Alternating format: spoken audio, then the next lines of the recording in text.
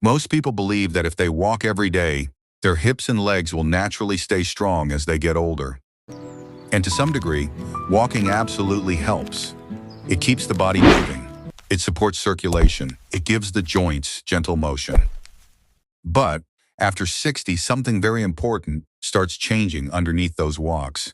And most people never realize it until simple movements begin feeling heavier than they used to. The body quietly starts relying less on the glutes, and that changes almost everything. At first, it feels small. Maybe getting out of a chair takes a little more effort. Maybe climbing stairs feels awkward. Some people notice their lower back getting tighter after walking. Others feel unsteady standing on one leg while putting on shoes.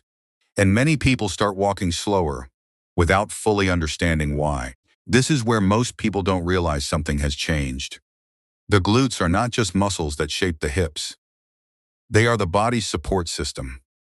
They stabilize the pelvis. They protect the knees. They help the spine stay upright. They absorb force when you walk. They even help with balance every time one foot leaves the ground. But over time, especially after years of sitting more, moving less, or relying mostly on walking alone, the glutes can slowly become sleepy. And once that happens, the body starts compensating. The lower back tightens to help with stability. The knees start taking extra pressure. The hips feel stiff. Even posture changes little by little. Many people think they just need to walk more. But the real issue is somewhere else. The glutes are no longer fully waking up. And this is exactly why a few targeted movements can sometimes help the body more than another long walk around the block. Not because walking is bad, but because walking alone does not always reactivate the muscles that have quietly stopped participating. Once these muscles start engaging again, people often notice something surprising. Walking itself begins feeling easier. Standing feels more supported. Steps feel steadier. The body starts moving with less effort. And the good news is that the glutes respond very well to gentle activation. Even later in life, one of the safest and most effective ways to begin is with the glute bridge. This movement looks simple, but it reconnects the body to muscles that many people haven't properly used in years. Lie on your back with your knees bent and feet flat on the floor. Keep the feet about hip width apart. Let the arms relax beside you. Then slowly press through the heels and lift the hips toward the ceiling, not too high. This is where people often make a mistake. They try to push upward using the lower back instead of the hips. But the goal is not height. The goal is activation. As the hips lift, gently squeeze the muscles in the buttocks. Hold for a second or two. Then slowly lower back down with control. What many people notice during this movement is surprising. Sometimes the hamstrings cramp. Sometimes one side feels weaker. Sometimes the lower back tries to take over. That tells you exactly what the body has been compensating with. Over time, this movement teaches the glutes to participate again. And once this starts activating again, movement feels more supported. Getting out of bed feels smoother. Standing from a chair becomes less awkward.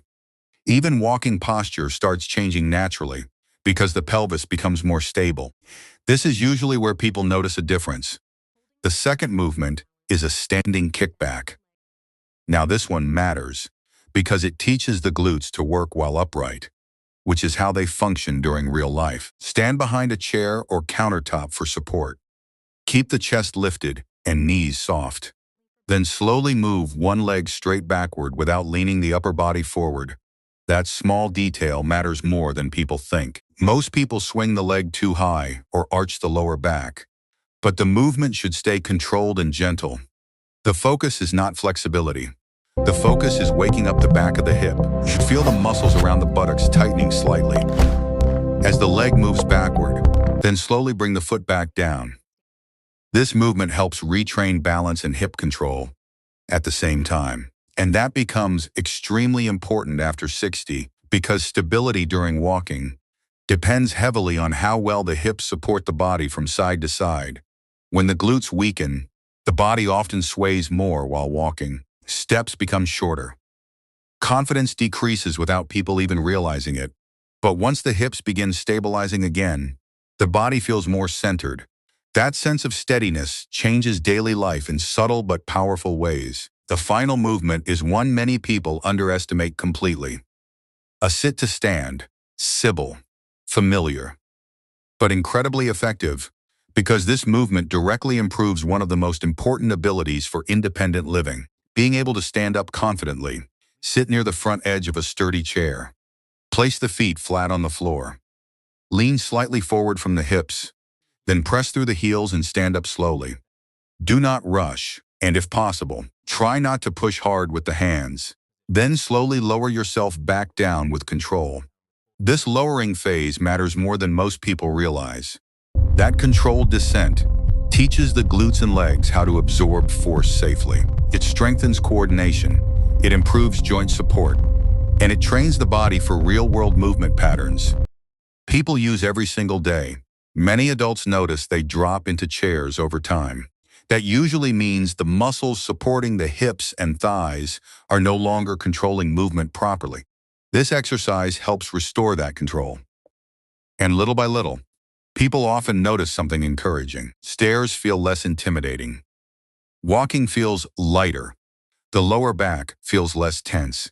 Even standing in the kitchen for longer periods becomes easier because the body is no longer asking smaller muscles to do the glutes job. And perhaps the most comforting part of all is this: the body still wants to adapt. Even after 60, muscles may respond more slowly than they once did, but they still respond. The nervous system still learns. Balance can still improve. Strength can still return. Stability can still be rebuilt gently and safely. You do not need extreme workouts. You do not need painful routines. And you do not need to push through discomfort to feel stronger. Sometimes the biggest changes come from finally activating the muscles the body has been missing all along. So, if walking has started feeling different lately, it may not mean your body is failing. It may simply mean certain muscles have gone quiet. And once they begin waking up again, the entire body often moves with more confidence, more support, and far less strain than before.